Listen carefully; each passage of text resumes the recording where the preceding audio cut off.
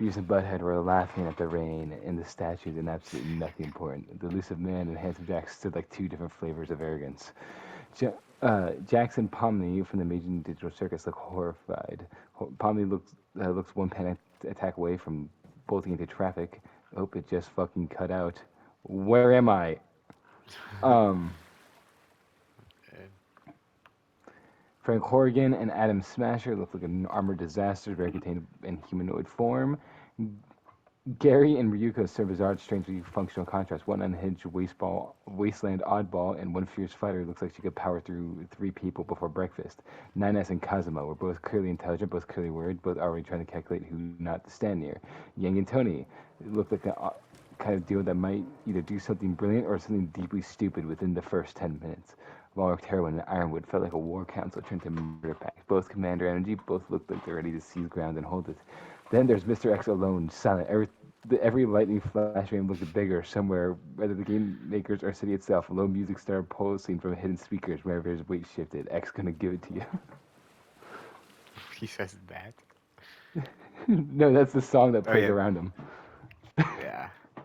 I added that. I don't know why. That was funny. Goes hard.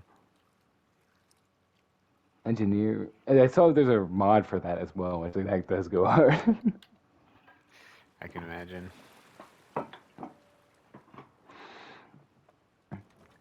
The engineer from Torbjorn were already eyeing the weapon pile to make like mechanics at a junkyard. Jason and the Iron Giant look absurd together. Amelia and Elsa from Frozen brought cold calms to the plaza that clashed in heat You gotta and remember that panic of Elsa. everyone else. What? Aswell and Roswell looked like they were planning three betrayals ahead. Darkness and Gamagori looked impossible to scare. Annoying Thing and White Rabbit were already an omen that this game would not stay totally consistent for more than 30 seconds. Gale and Princess Bubblegum looked like the smartest teams here. Is it done loading? Oh my god. Yeah, thank god I'm doing this on a computer. I'm gonna be completely Yeah, honest. true. Cassandra? Did you add a Cassandra? No, why did I add Cassandra? Did I just imagine that name? Yes.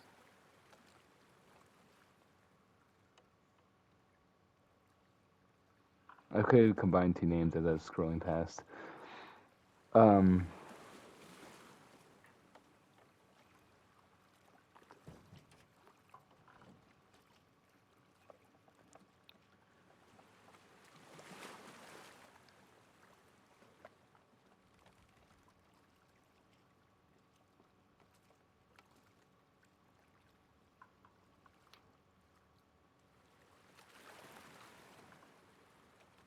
Probably did. Doo doo doo.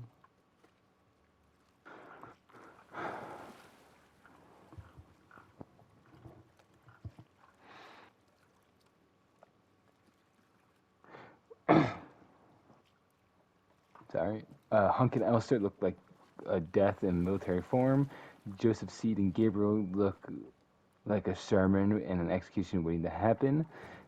Eric LeBlanc and Sweetheart looked like traumatized woodsman handcuffed to a spoiled tyrant. Himiko and SCP-096 made more than one tribute visibly back away. Revenant and Ultron, the latter carrying a boombox, looked like they might kill other people and then judge their playlist. Caustic and Tally looked like they'd either poison half the city or die arguing whether or not that was a good idea. Abraham Lincoln and Notorious, one of the stranger pairings, both radiated Steele's spine's seriousness. Mikon and Kobeni looked terrified. That often made people underestimate the terrified ones. Captain Phasma stood alone underneath the rain in like a chromatic monument. Slave 1, piloted by Sprumple Mike and Jonathan Edwards, the experienced Black Bear pilot as his partner, loomed at the edge of the arena. Whitebeard and Verdon stood like an earthquake and had learned to walk twice. Dracula and Griffiths looked beautiful and evil in completely different ways. Alcard and Leon Kennedy looked like the type of team that would survive simply because they were too competent to die early. For real. Weiss and Subject Delta were one of the most balanced combat dudes in the field, versatile, disciplined, and dangerous. Karlak and Killer Croc. He also added some for Baldur's Gate. Looked Yep. like they could become the crowd's favorites if this were not a death match. Twice alone was talking to himself already. Lelouch and Clayface look like you added 3 vampires. Look like a strategy. Lelouch is not a vampire. Who am I thinking of? I don't Whatever. know. Uh, strategy married deception. Takar and Cavier. Caveira. Caviera. I realized that caviar. Caviar. True. Looks like Alleyways themselves have picked companions or champions. Sans and Johnny Cage were some of the funniest looking duo until you remember how badly either one would ruin your day. Vecna and Hellboy had power without obvious teamwork. Chris Walker and Tovar looked like a prison riot joined the military rampage. Real. Um,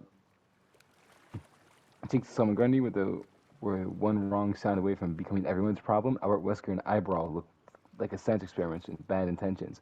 Craven and the Indoraptor looked like hunting giving form. You just upgraded Cheeseburger. I did, yeah. George Washington alone saw a man to look like he belonged here. He hates London. True. John Wilkes Booth and Malice and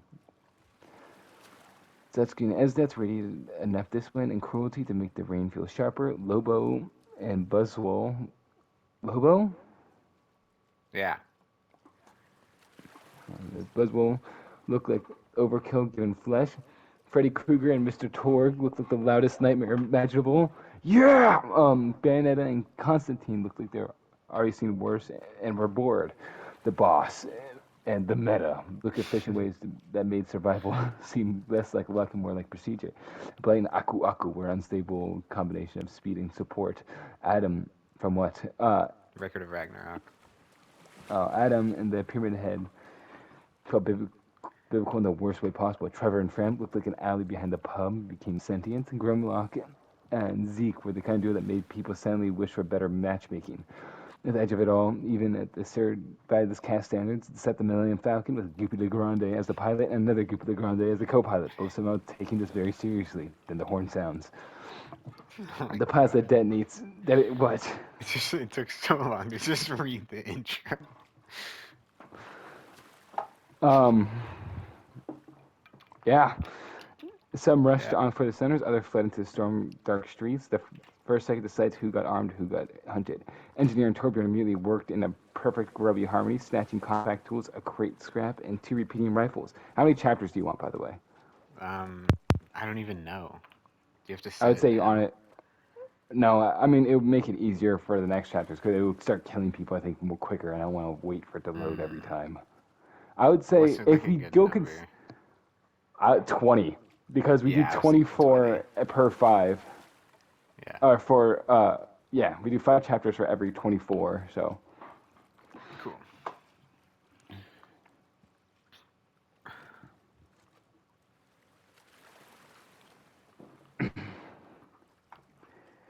Grubby Harmony, snatching compact tools, crate scraps. Hunk and Elster move with surgical efficiency, grabbing sidearms, knives, ammunition. Mark and Arwood sees military-guarded rifles and a crate of grenades, barking at each other like rival field marshals. Cassandra and Soldier 11 do not overextend. They're not here. I did read that. I said. They are here. It's already fucking losing its mind. Aswell and Roswell each grabbed bizarre, impractical-looking tools in their hands. Probably weren't impractical at all. John, Seed, and Gabriel moved forward like zealotry found bodyguard. At the center, Frank Horgan simply smashed one side of a weapon crate apart, claimed what remained useful. Ad Smasher did as much the same on the other side.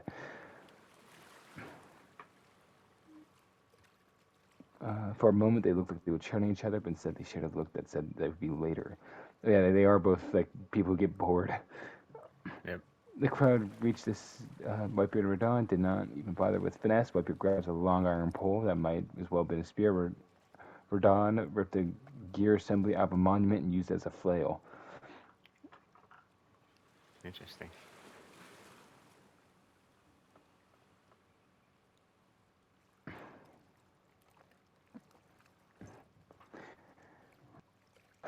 Mark and Irwin choose the broad avenues near Parliament and old administrative buildings, reasoning that opening streets and fortified interiors favored planning.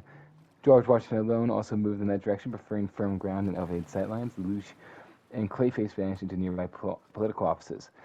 Dracula and Griffiths entered the richer districts of mansions, opera houses, and velvet rot.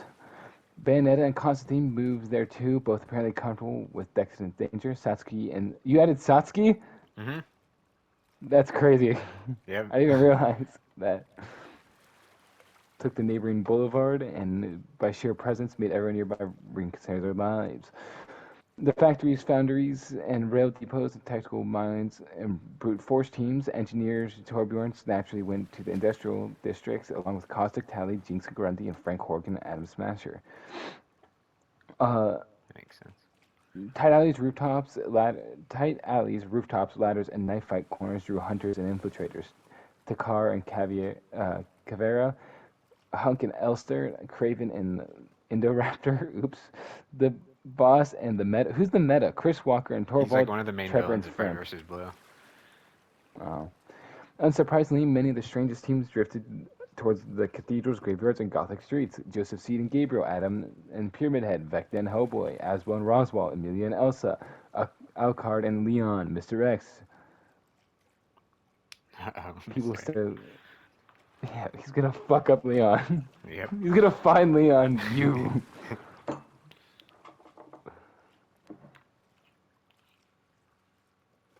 What kind of pisses me off is the ones that you had me delete. It specified that Mr. X had a hat, and he looked good. Mm. This is fine. Why'd you have Whatever. you delete it? To put in Hellboy. Not yeah. Oh. Got Market stations and commercial streets. Jax Pomni 9S, Kazuma Gary and Ryuko, Yang Tony, Gale and Bubblegum, Mikon and Kobeni, Beavis and Butthead, who are most likely excited about the broken windows. Uh, the docks and Thames. What are Thames? What the fuck? the River Thames. Hmm?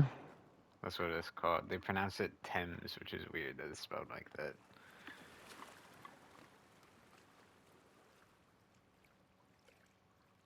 Mm.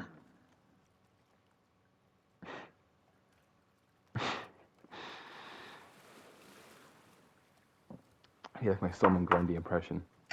It was good. I'll give it a 9. I was getting irritated at something. Um, People of Grundy, Million Falcons attempted. What? Okay. The riverfront became chaos zone. Goopy and Goopy in the Millennium Falcon someone attempted to taxi through a rain-slick street.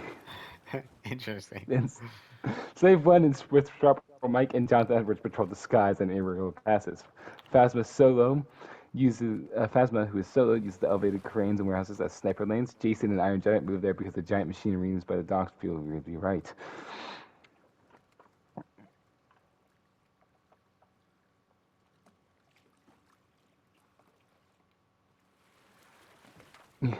Jim.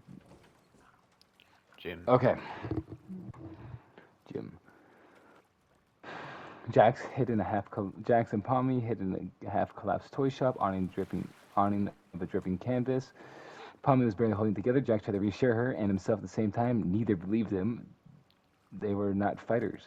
Elusive Man and the Hands of Jack occupied the upscale clubs, ruined by neglect. By candlelight, they were already discussing alliances, probabilities, threat tiers, in which loud idiots would solve problems by killing each other first. The butthead. They looted the butcher shop and argued over whether or not human bones would make cool weapons. It was raining hard enough outside that no one wanted to check. Ryuko and Gary, this is already one of the weirdest but most effective pairs. Ryuko did the fighting logic, Gary did scavenging logic. They set up underground station and multiple escape routes. 9S and Cosmo, they hid in a train depot, each convinced that the other's survival utility but poor emotional resilience. Tony from Hotline Miami was pacing like a caged animal, Yang alternately between mocking the weather and treating it like a challenge. Their hideout at an abandoned pub. Mr. X walked. That's all he did. Music X gonna give it to you. Somewhere flooded down the flooded alleys. Immediately climbed in the coal chute and stayed there until the music passed. Joseph seating Gabriel in the cathedral nave lit by lightning through shattered stained glass. Joseph preached softly while Gabriel stood there like a wrathful angel. Gale and Princess Bubblegum, they turned an abandoned apothecary into temporary lab and command post. Hunk and Elster wasted no movement, no wasted words. The city full of personalities began to perish shadows with loaded guns.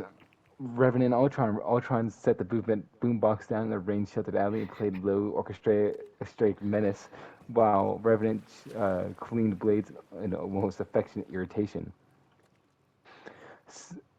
Captain Phasma, disciplined and methodical, used the upper floors of custom houses to watch Docklands. Whitebeard and Radon, they took the entire ruined square because no one else wanted to be near them. Dracula and Griffith, instead of Rainlash Banner, the team seemed too elegant and for brutality outside. Karlach and Killer Croc, they found each other enjoyable in the sense they both respected directionist and physicality. Their hideout was under the bridge. Twice alone, found the tailor shop and spent all night talking to mannequins. Everyone knew that by now the city was bigger than it first seemed and more connected than expected. Rooftops linked to church towers, sewers into crypts, rail tunnels into intersections. There were skirmishes, no one died. Jinx and Solomon Grundy versus Torbjorn and the engineer. In the ironworks yard, Jinx nearly turned the whole district into a crater. Engineer and Torbjorn were running and turning a scrap kill zone into possible speed. The results were roaring, sparking standoffs that only ended because Grundy physically dragged Jinx away before she could trigger something. Sans and Johnny Cage versus Trevor and Frampt. This meeting was foggy alley was so surreal that even became arena confused. Trash talk escalated instantly. It only ended because Sans decided the entry cost of continuing was stupid, and Johnny had a rare instinct to leave before Trevor made it unfun. Trevor would probably solo both of them. I'm gonna be completely honest. Yeah. Just leave bloodied. Fred's also dead for some reason. In the rookeries, this became a Craven the Hunter and the Raptor with Takar and Caviera. Became Predator versus Predator chase to the roof beams, laundry lines. No one died, but multiple roofs did. Okay, this Alcard and Leon versus Dracula and Griffith. This clash did not become a full battle, but it became terrifying and close by centimeters. Lit by lightning, all forwards understood that committing too early against equals in the Storm City is how legends became corpses.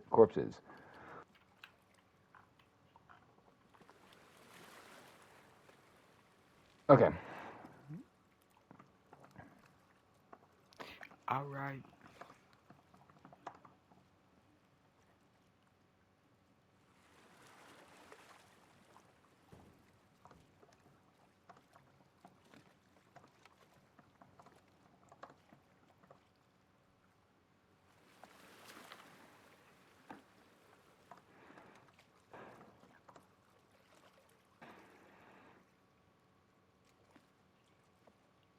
Okay, it didn't have any talking in the chapters. Do you want to have talking?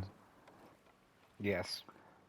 Okay, so chapter 2, make the fights better and more detailed, like adding talking and descriptions. Yeah.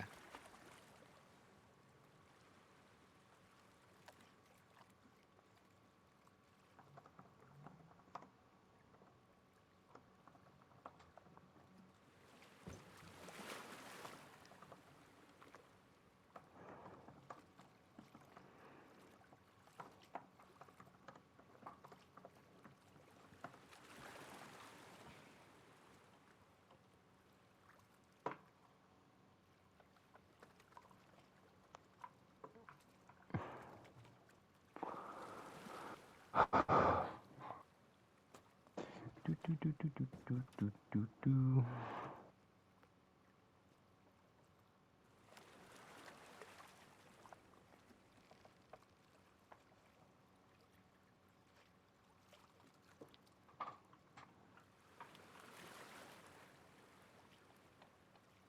Before I continue, I want to. Okay, so it has good talking already. Okay. Do you want me to fact check this at all, or just have it go?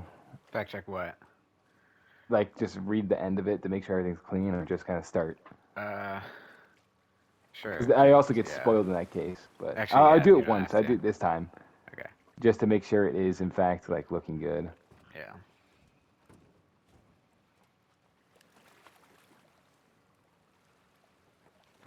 Torbjorn, ready to work. Torbjorn. You should try my meatballs.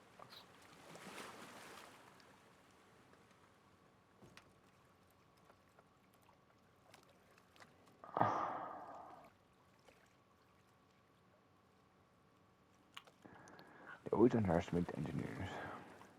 True. Oh, she's Grundy one and smashing.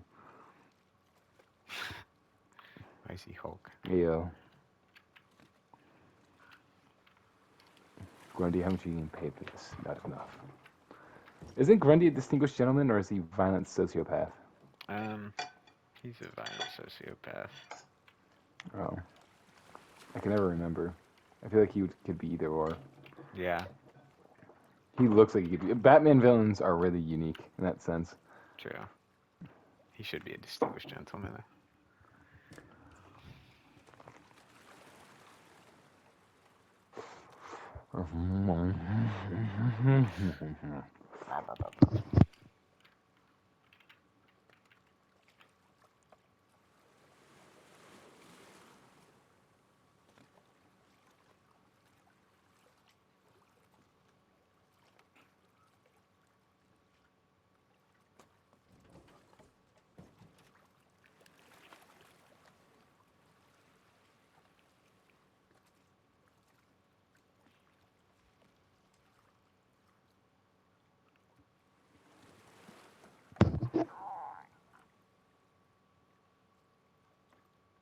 Oh, it spoils it regardless.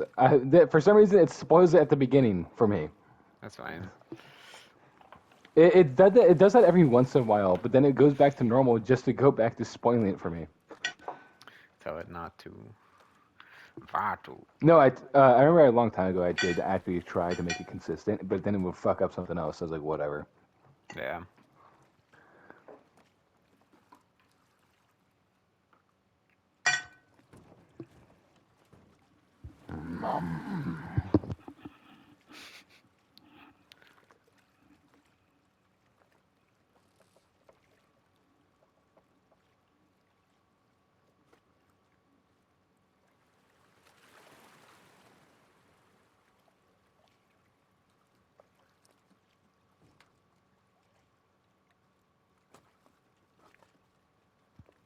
I love Shart. She's my favorite character. Yeah, Random Tanaka. same. Random Tanaka is not my favorite character. Hmm. You heard me.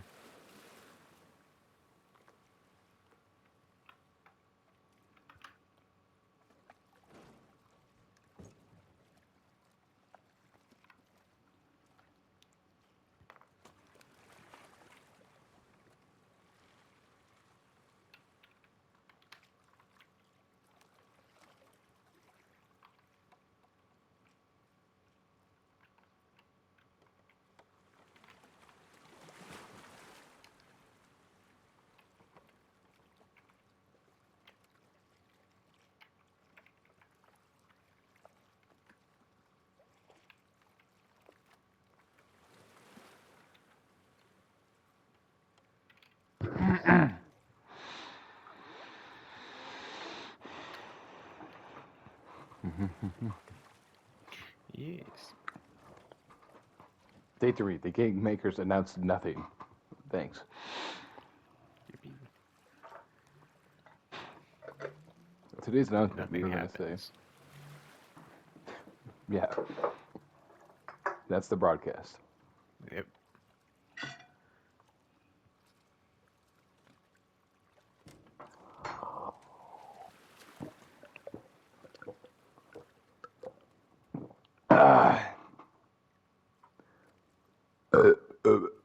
At some point in the early hours, entire gains have been lowered between districts. Rooftop bridges have shit to the barricades. Don't know what the fuck this is doing. The old railcar station looked like the inside of a drowned cathedral. Iron arches overhead, broken glass, dark ticket booths, dead trains, half submerged in rainwater and soot. Platforms lamps buzzed and flickered. The place smelled of wet iron and old oil. Jackson Palm may have chosen it because it had exits. Too many? Maybe, but enough that panic could always become movement. Palmley crouched behind an overturned baggage cart, arms around herself, staring in a dark tunnel, mouth ahead. I hate this place, she whispers. I hate the city, I hate the rain, I hate the fog, I hate noises, I hate Jackson. I know, peering over the cart. Believe me, I'm also having a deeply bad time. She looks at him sharply. Stop sounding calm. I'm not calm, he steps back. I'm trying to sound useful. That shut her up for about 2 seconds. Then the old station clock gave a dead tight click. Jack froze. Palmer saw too. What? Movement, he said, whispers. Behind two rail cars, uh, derailed train cars stepped out too. Beavis and Butthead, wet hair, plastered their heads, each carrying scavenged tools like children who discovered violence. But squinting across the platform says, hey, it's the weird cartoon people. Beavis grinned. They look all freaked out. This rules. Finally shrank lower. Jack stood up straighter, ears back, expression hardening into the into the kind false confidence he used when he had no better idea. Great, Jack says, exactly the people I wanted to meet. Awesome. Butthead pointed, sorry, Butthead pointed his wrench at them. You want food? No. Weapons? No. Pommy whispers, Jax, maybe don't tell them that. We have one weapon, Jax corrected, not taking his eyes off of them. Her anxiety is contagious. Beavis laughed so hard he nearly dropped the pipe in his hand. That was enough for the situation to immediately turn fatal. Not because Beavis and Butthead had mercy, but because their attention span was a deficit. They started strolling forward, lazy swagger of people. What are you laughing at? I'm just imagining the scene. Stupid. Still started strolling forward with lazy swagger of people who thought 4 on 2 odds meant this would be easy. Jax backed up, slowly pulling Palmy with him. We should go in the tunnel. What tunnel? The horrible, dark murder tunnel behind us. That's your plan? No, but it's my desperate preference. They retreated down the service tunnel just as Beavis whooped and charged. The chase through the station became chaotic, boots splashing in through the shallow water, metal chaos ricocheting off brick walls, Palmy nearly slipping, Jack yanking her upright, Beavis screaming, get back here. This is all part of school year, as if this was all part of a prank. But the station was not built for this kind of carelessness. Jack knew it, and he saw the sagging maintenance bridge overhead.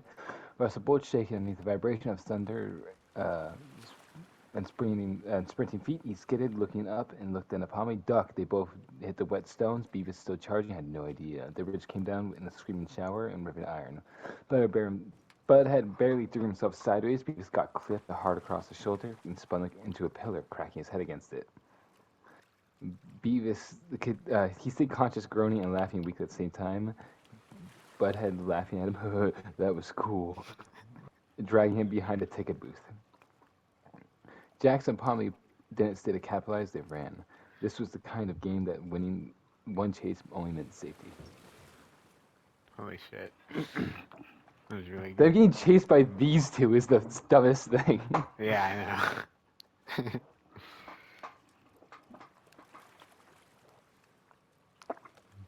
The factories were louder than storm. The steam hissed out of valves. Pistons presses still moved in some abandoned buildings driven by game makers' sabotage or ancient boiler pressure.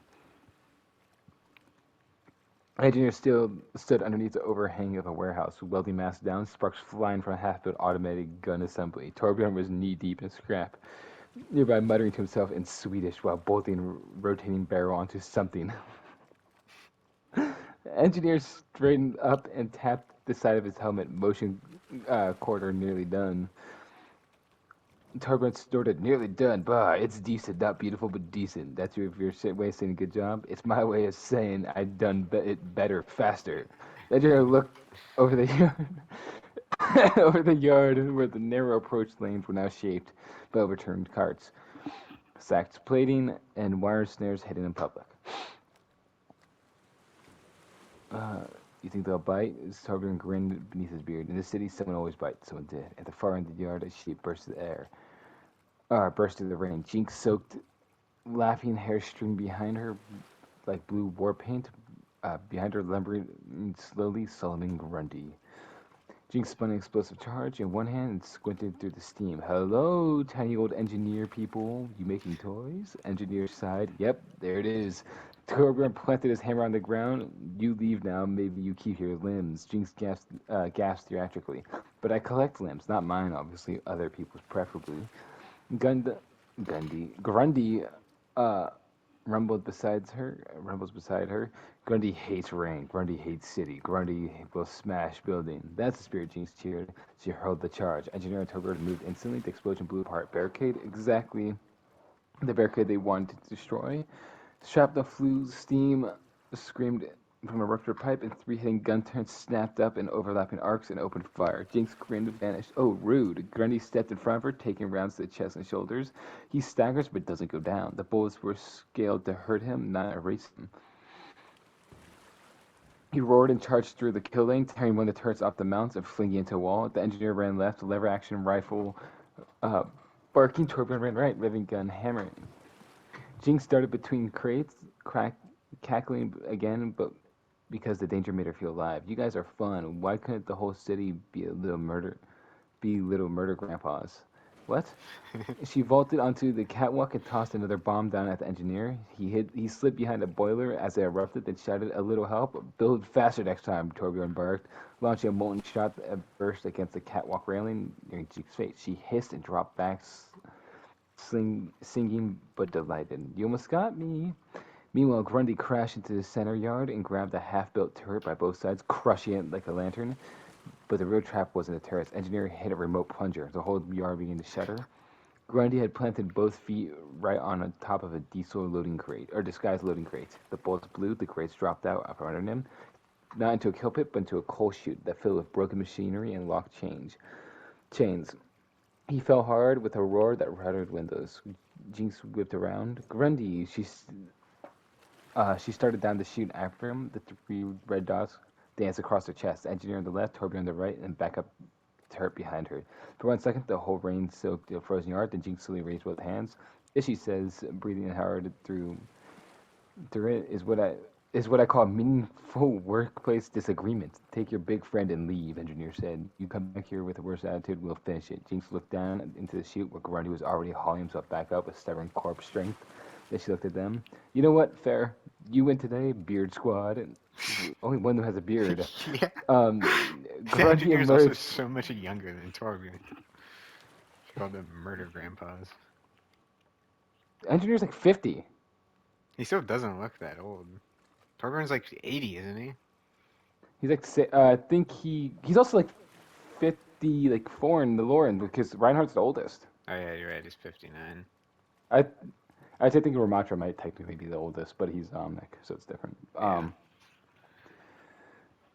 Uh, yeah, fucking Torbjorn is like the second oldest, or maybe I think someone else. I think Soldier might be older than Torbjorn. No, I think Mm, Torbjorn's older, but they're both old. yeah.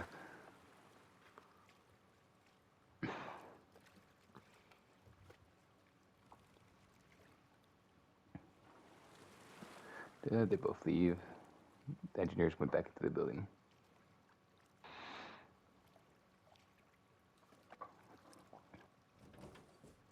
The old charge was a map of wet stone, dead names, and leaning angles. Dead names, moss-choked graves, black iron fences, and chapel roofs split by lightning long ago. Rain ran off of gargoyles and thin black streams. Joseph Seed stood among the graves like he belonged there, hands open, smiled faintly into the storm. Gabriel stood a few paces behind him, sword in hand. Joseph spoke without turning around. We are not alone. From underneath the shadow of a mausoleum arch came John Constantine, a trenchcoat soaked, cigarette somehow still lit in the rain. Bayonetta walked beside him, impossible heels made no sounds on the stones. Constantine took one look at Joseph and winced. Oh, brilliant. Cult leader in a graveyard. How subtle. Bayonetta smiled at Gabriel, and the glowing one looks like he's just waiting for someone to say something wrong. Gabriel's voice came out flat and dangerous. You mock sacred ground. I don't know how to do his voice. Bayonetta tilted his head. Darling, I mock everything. It keeps me young. Joseph chuckled softly. There's pain in both of you. Such familiar pain. Constantine pointed at him. No, we're absolutely not doing therapy in the haunted rain. Gabriel steps forward first. Steel ring. Bayonetta moved like a storm that had decided to become elegant. Gabriel's blade met her guns in a shower of sparks. As she twisted aside, her hair and coat snapping through the rain. Constantine had already moved left, trying to get an angle on Joseph without drawing Gabriel across him. Joseph did not rush. He circled between graves, forcing line of sight breaks and speaking all the while. You wear sin like perfume, Joseph said to Constantine. Constantine fired more magical bursts from his palm that flew into stone dust of a nearby angel statue. Gabriel and Benedict exchanged their rapid series of blows. He was brutal precision, all purpose, and wrath. She was styled, sharpened to lethality. The intents are you, she says, catching his blade against her heel in an instant before flipping backwards onto a tomb. You profane battle with levity. She smiles wider, and you make dreadfully personal. Joseph used that distraction to lunge a hit with a hidden blade towards Constantine's ribs. Constantine caught his wrist, both men slipping in the mud between grapes. I've met your type before, Constantine growled. Every apocalypse has one smug idiot who thinks God gave him backstage pass. Joseph leaned in, smelled, never leaving. And every damned person thinks himself qualified to judge. Constantine headbutted him. Joseph reeled back. What? Just good dialogue. It goes hard. I don't know Constantine's lore, but as Eve Sinner, lightning split Yes. churchyard white for one frozen instant. Every figure was stark and sharp. Banded on the tomb, Gabriel in motion, Constantine crouched with the signal raised, Joseph bleeding and grinning. Then the chapel bell rang, not from wind, not from impact, from inside. All four paused. The game maker not planned the bell. The city itself, is something like that, had spoken. They all got distracted and left. I see. That's basically what happened.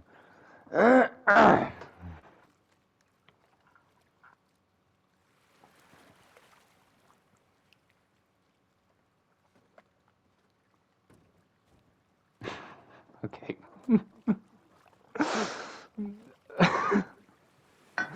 The riverfront was becoming its own kind of madness. Victorian London did not want spacecrafts in its air. Chimneys and clock towers cut bad flight paths and wind sheared sideways between stone buildings, which naturally meant both Slave One and Millennium Falcon were trying to make it work anyways. At dock level, Captain Phasma had already taken up an elevated crane position for the long rifle at near perfect patience. I swear to God, fucking, there's gonna be like Dracula at the end. Sprout will Mike or Goop the Gladiator is just gonna gun him down and fly off. Yeah.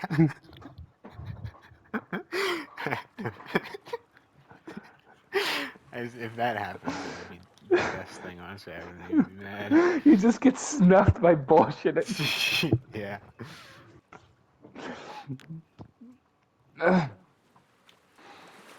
Which actually meant both slave at the dock, Goopy LeGrande and Goopy LeGrande attempted to thread the Millennium Falcon between factory smokestacks. Goopy, go left, shouted Pilot Goopy. I am going left, shouted the other Goopy. You're clearly going into that building. The Falcon clipped the chimney, showering brick into the rain. Further out of the river, Sproutwell Mike wrestled the controls of Slave One with the grim seriousness of a tiny mole, just trying to justify his pilot credentials to history. Besides him, Jonathan Edwards, the massive black bear and experienced pilot, slammed the pawn to the flashing switch with surprising precision. Mike pointed out, bang, bang, bang. Jonathan growled and shoved the stick. Slave One rolled hard, dodging the lightning strike so close it lit the cockpit white. Phasma saw both ships crossing into her lane and exhaled enough. She fired. The shot did not hit the pilot or hit the dock crane cable between the Falcon's next arc. The cable snapped. The crane's arm swung over the water like a giant steel scythe. Goopy saw it first. Oh no. Co-pilot Goopy saw it second. Oh yes, no. The Falcon clipped the arm and spun the engine, screaming, crashing outlet. No, it did not crash outright, but it lost altitude fast, getting across the wet docks, wet dock roofs, and smashing through a warehouse skylight.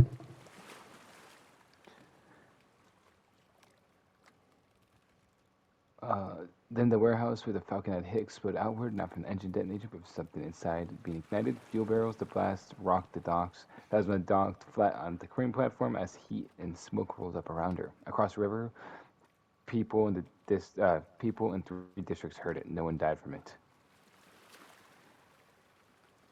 So the The ship people just of Grande crashed. survived a fucking crash and explosion. Yeah. That's crazy.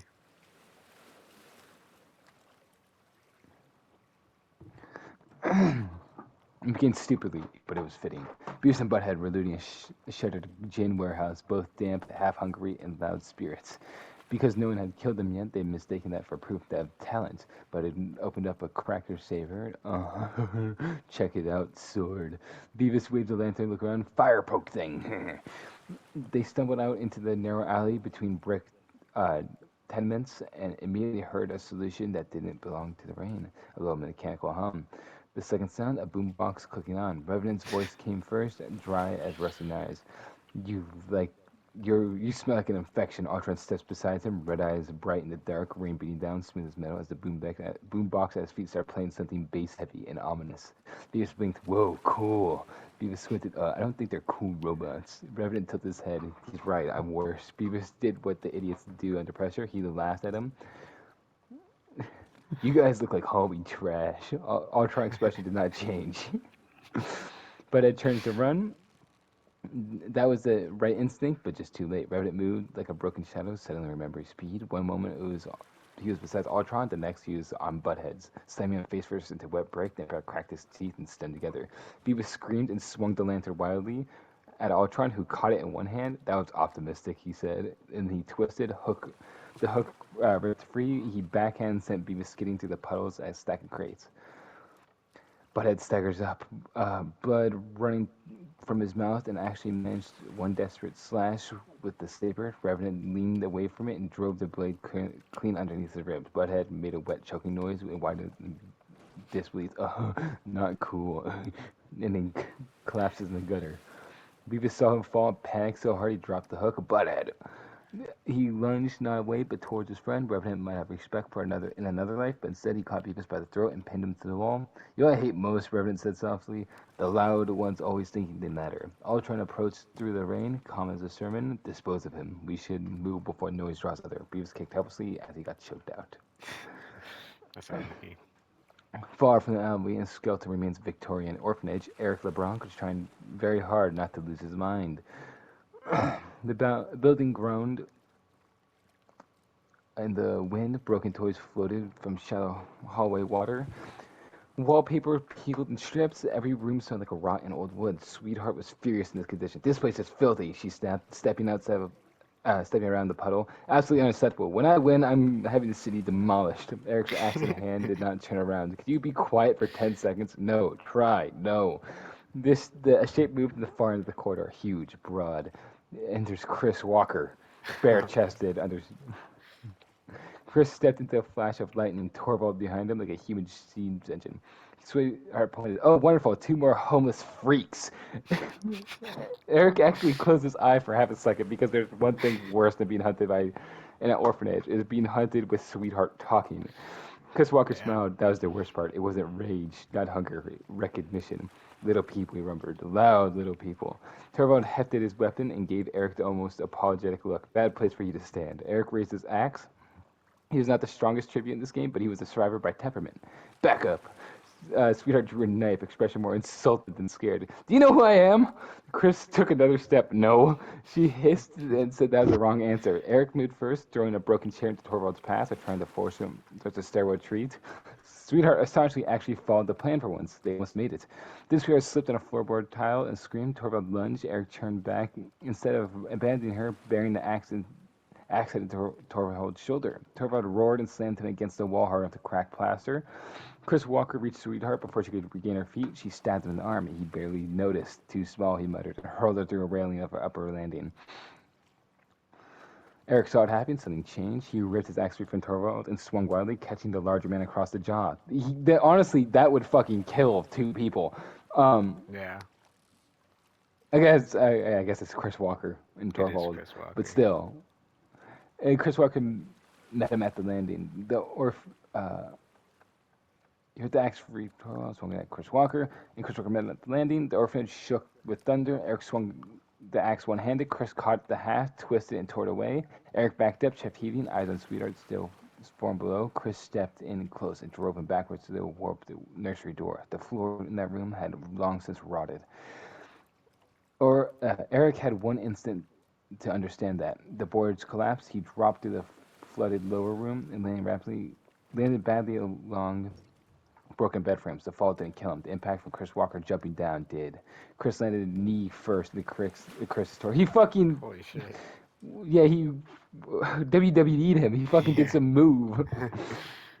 Torvald leaned over the broken edge above, breathing hard, shoulder bleeding from the axe wound. Could have walked away, he muttered. Eric coughed.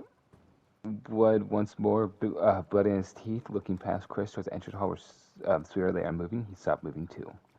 They're both dead. Damn. Do you know who I am? You say to the psychopath.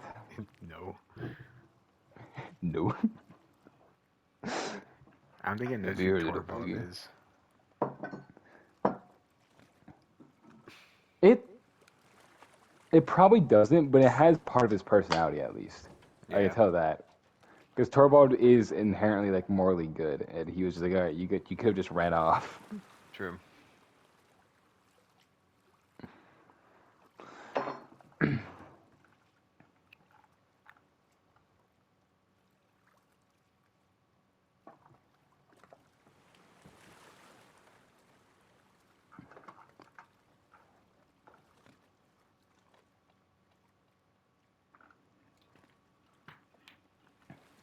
Day four's most technical fight came from the subterranean chimneys tunnels. President Wilhelm had traced the route first. There's multiple pressure valves here. If someone's using chemical traps in London, this would be the best place for them to stage it. Gabe frowned at the residents staying in the wall. We're not here early. Then we are not early. They were not. A low hiss rolled through the tunnels ahead. Caustic stepped into view behind a line of canisters, mask lens reflecting gaslight. Tyzora stood at his flank, Omni tool glowing, scanning pipe pressure and tunnel steam. Caustic spread his arms slightly. I was wondering when the curious fools would wander into my lungs. What? Into my lungs. Logan smiled and almost insulted pointlessly. Scientifically speaking, these are public tunnels, so your lungs are a metaphor is weak. Tally winced. Maybe don't antagonize the man of poison. Caustic's head Yeah. tilted. No, let her. Arrogance is useful data. Gale lifted a hand, arcane light gathering. We can leave this alone. Caustic chuckled inside the mask. You entered a gas chamber and proves capability. He kicked a canister. A green yellow vapor. Oh, I like how it knows the fucking color of it too. Yeah. Burst across the floor.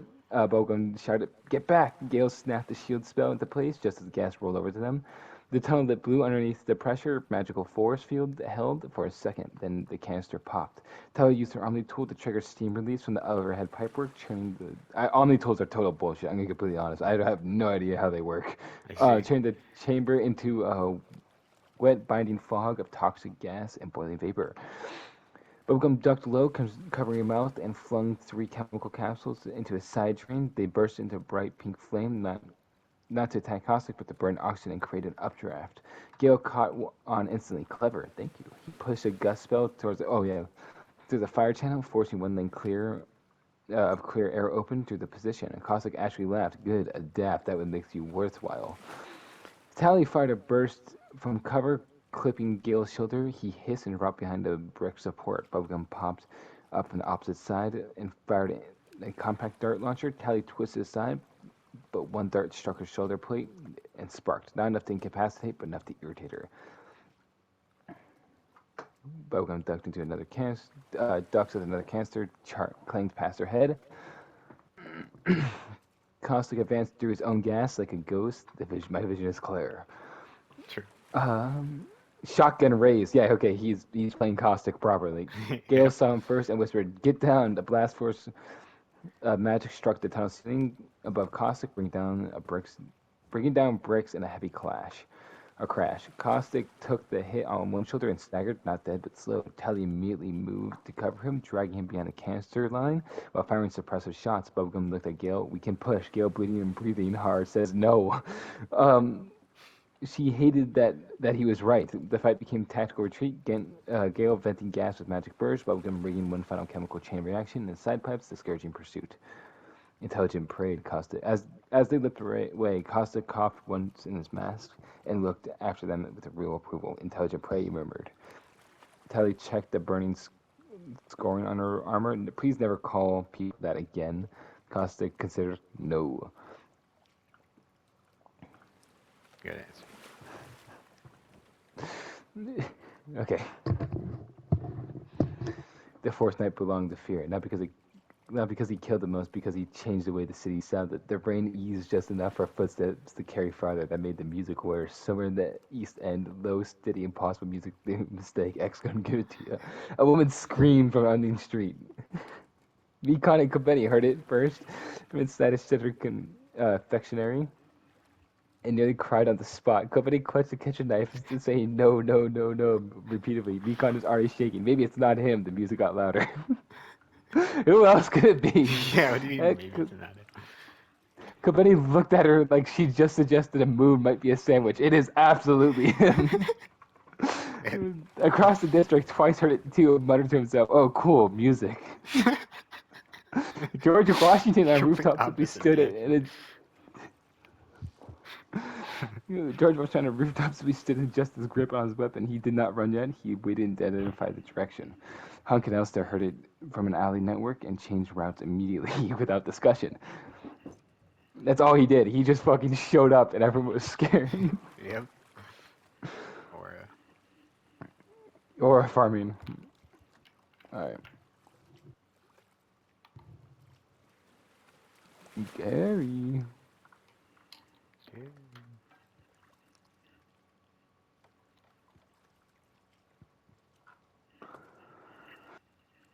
In a central market, one maze of stalls and glass-roofed arcades, now half collapsed and flooded with ankle-deep black water. Lanterns swung violently overhead, smell of rotting food and wet wood filled the air.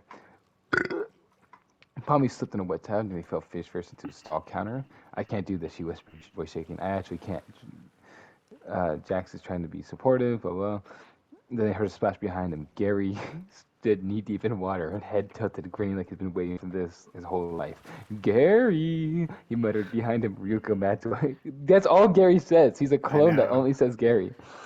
Behind him, Ryuko Matsuo steps forward, blade resting on his shoulders, eyes sharp. Relax, Ryuko said. We're not here to bully the terrified. Pommy was visibly deflated with relief. Then Gary lunged. Jack shoved Pommy aside just as Gary swung a rusted cleaver. The blade scraped across the metal stall instead of Jax's ribs. Okay, never mind, Jack sparks. They are here to attack us. Rico said, Gary, I said don't. Too late. The fight snapped into motion. Jax versus Gary. Gary was chaotic, unpredictable, wild swings, no rhythm. Jax dodged left, right, slipping in the water, barely avoiding a strike that would have cleavered into that buried the cleaver into a wooden crate. What are you aiming at? Jax snapped. Gary leaned in close, grinning. Gary, nope. Jax headbutted him. Gary stumbled back, laughing. This guy's Pommy crazy. didn't fight, she ran, but this time she didn't run randomly. She grabbed a hanging lantern and threw it into the water between two pairs. The oil spread, flame followed. A line of fire split into the flood of